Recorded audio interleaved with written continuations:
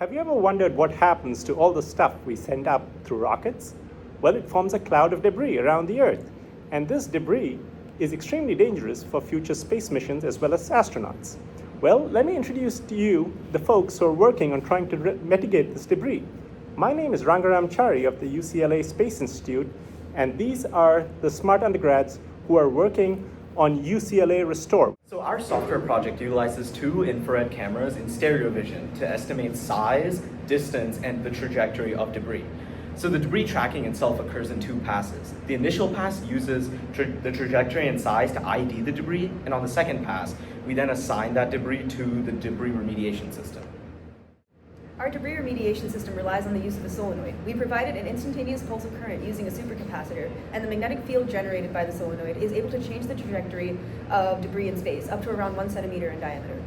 Based on calculations of the solenoid's magnetic field, a realistic estimate of the power requirements of this system are around 50 to 100 watts, making it suitable for use on a CubeSat.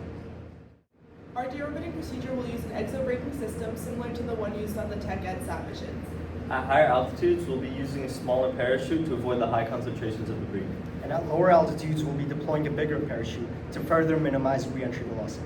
We'll wrap up the procedure by utilizing an autonomous parachute control system that will bring us safely home. Can't wait to work with you, NASA.